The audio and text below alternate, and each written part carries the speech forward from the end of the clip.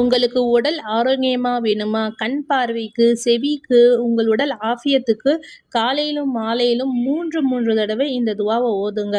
அல்லாஹும்ம ஆஃபினி ஃபீ பதனி, அல்லாஹும்ம ஆஃபினி ஃபீ சம்இ, அல்லாஹும்ம ஆஃபினி ஃபீ பஸரி, லா இலாஹ இல்லா அன்த்.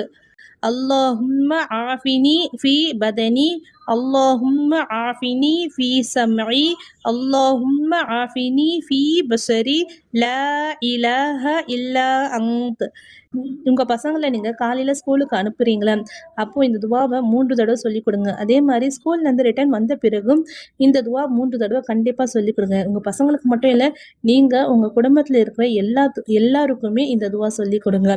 ஜஸாக்கல்லாஹ் கரன் கசீரா. அஸ்ஸலாமு அலைக்கும் வரஹ்மத்துல்லாஹி வபரகாத்துஹு.